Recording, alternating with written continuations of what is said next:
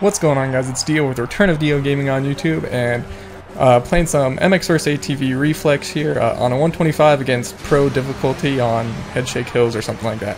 I'm going to be doing a little bit of a Redbud talk a little bit, but not the main focus, but I also have a guest with me today, so... Hello everyone, this is Valerie, Daniel's girlfriend. Who doesn't pay attention. She gets really distracted with the gameplay on the screen, but alright, so like I said, it's going to be a little bit of a Redbud talk. Redbud's always a really cool event. All the riders seem to like it. Apparently the dirt's really good there. Of course, I wouldn't know. But just from a TV standpoint, the track is awesome. Huge tabletops, rollers. You have LoRocco's Leap, which they don't really show on TV a lot. I mean, they do show it, but you don't get the good clips. If you go on YouTube, I'll have some links in the description, how about. And people trying LoRocco's Leap and failing. Pretty awesome. I guess one, he's actually winning. You'll see, though. Track is cool, though. It's a fun track to watch. If I ever get a chance to go to a national, it's going to be either that one or Washougal, of course, besides Lakewood, which I go to every year. Anyway, the Redbud race, I don't know what there even is to say.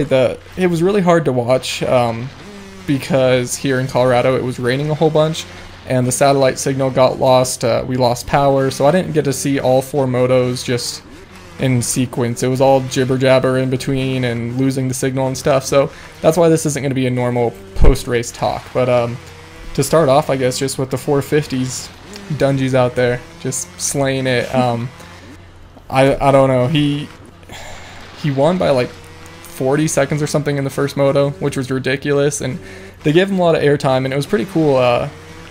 They mentioned how smooth he was and stuff, and he always has been, well, at least lately, but it is just really shocking when you see just how fast he is and how smooth he looks, and every lap is exactly the same. He's never taking a break, and he's never going over his head. He's just always out there hitting all his lines, not making mistakes, and won it handily. But in the gameplay right now, you can see I was way too far ahead on that lap, so I decided I'd be nice and wait for these guys. But Dungey it. Dungey it, give him a chance. Good call. But and then for the 250s, Blake Baggett is an animal, coming from behind in both motos. He's won every moto he's entered in at Redbud since being a pro, taking people out, not working there. But Baggett just killing it. That's really all about Redbud that I'm going to say. Like I said, I'm not going to really talk about the race, just give those two guys props. But what I really wanted to talk about was feelings on James Stewart, because he was back at Redbud after his hand injury and then the 2-week break that they all got. But they come back. He got a decent start in the first moto, crashed, stalled his bike, finished like 6th or something like that. And a lot of people were thinking he wouldn't even come back for the second moto, but thank goodness he did. That makes me happy that he came back to even ride.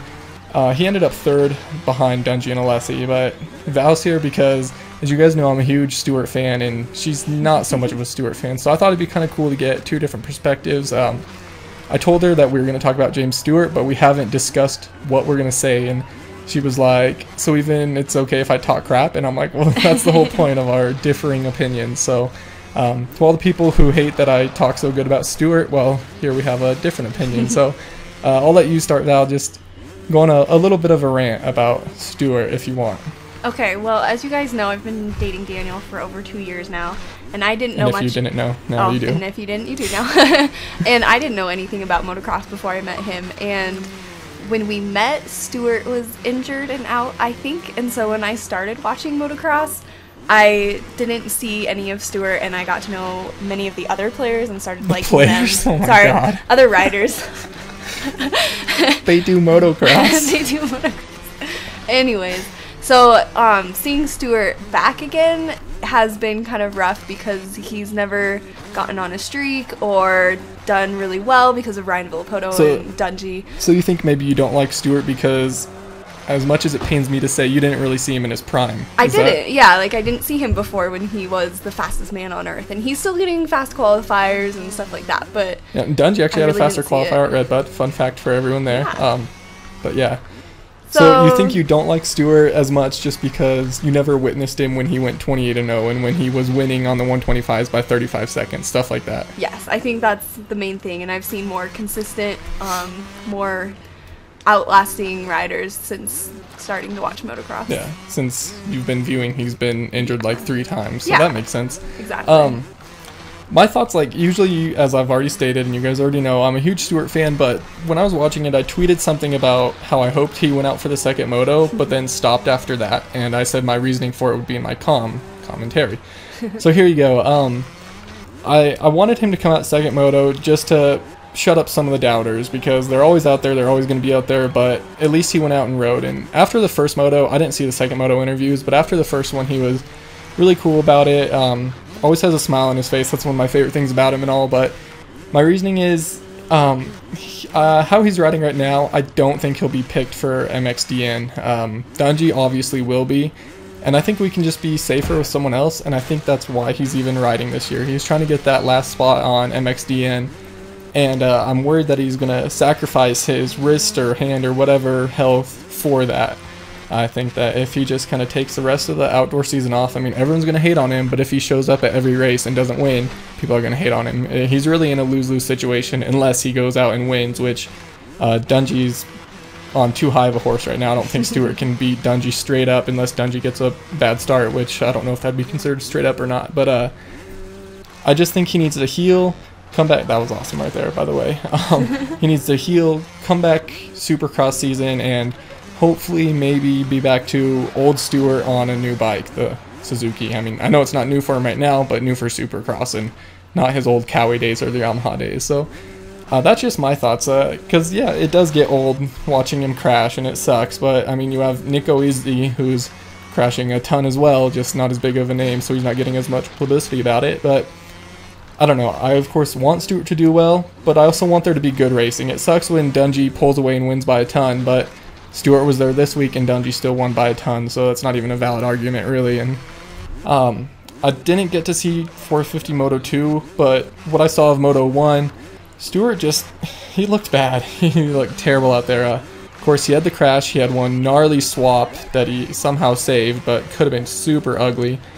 And then he overjumped one tabletop, and that's the corner he stalled it in was after that. And he just didn't look good out there, and I'm worried that, of course, he already has the stereotype of crashing his brains out, and I'm worried that he's going to continue riding this summer and get hurt even worse and then screw over next year's Supercross too. And that's what I don't want to see happen. So I really hope that, I don't know, I guess if he feels he can ride, to come out, but if he's not 100%, I'd say he needs to take a break from this outdoor series and just come back in Supercross since he's not under contract and all that. But as stated, it's really hard because he comes out and he'll get a 3rd place, and people will say, oh, Stewart's done for, he sucks, he should retire. And it's like, really? With a 3rd? And then if he doesn't come out at all, then people are like, oh, he's such a pussy, yeah, no wonder he's not out here. But then when he does come out, when he's injured, he gets shit anyway. So, I don't know.